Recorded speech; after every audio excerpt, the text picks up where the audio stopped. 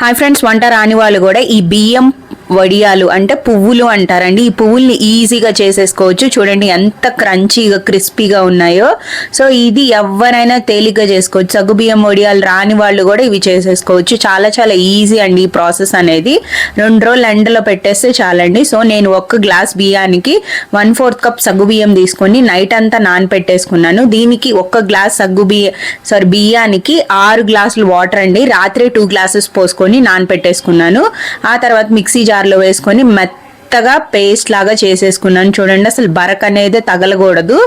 So మిగిలిన 4 glasses మాత్రం నేను కుక్కర్లో పోసుకొని అవి వండేసుకుంటున్నాను. టోటల్గా 6 గ్లాసెస్ ఆఫ్ వాటర్ పోసుకోవాలండి.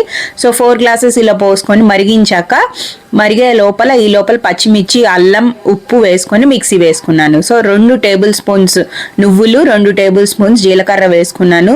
ఇది మరిగాక స్లోగా ఈ మనం వేసుకున్న పేస్ట్, బియ్యపిండి పేస్ట్ అనేది స్లోగా కలుపుతా వేసుకోండి. వెంటనే ఉండలు కట్టేస్తాయి. సిమ్లో పెట్టి 10 మినిట్స్ ఉడికించండి. ఎంత మటుకు ఉడికించాలంటే ఇది బాగా గట్టిపడేదాకా ఉడికించండి. అంతే, ఎంతో ఈజీ అయినా ఈ బియ్యపిండి పువ్వులు రెడీ అయిపోతాయి. సో ఒక గిన్నెలో పెట్టేసుకొని ఒక డేక్షా లాంటి దాంట్లో పెట్టేసుకొని ఆరపెట్టేసుకోండి.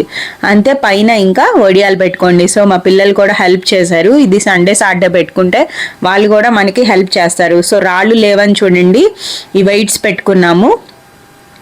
అందరి దగ్గర రాళ్ళు దొరకవు కాబట్టి మేము ఇలా ఈ వెయిట్స్ పెట్టుకున్నాము. ఎంతో టేస్టీ అయిన బియ్యపిండి పువ్వులు రెడీ అయిపోతాయండి. 2 రోజులు ఎండలో పెట్టేసుకుంటే చాలండి. ఎంతో టేస్టీ బియ్యపిండి పువ్వులు అయితే రెడీ అయిపోతాయి. ఇది అదే మీరు సగ్గుబియ్యం వడియాలు అయితే ఈ నీళ్లు కరెక్ట్గా పోయాలి. ఆ తర్వాత గట్టిగా థిక్గా అయిపోతాయి. తర్వాత మళ్ళీ మీరు వేడి నీళ్ళు పోసుకుంటే అవి పగిలిపోతాయి. సో దీంతో అయితే ఏ నీళ్లు ఏం పోయినక్కర్లేదండి. ఎంత థిక్గా ఉన్నా అయిపోతుంది. ఎంతో టేస్టీ అయిన బియ్యపిండి పువ్వులు రెడీ. సబ్స్క్రైబ్. బై.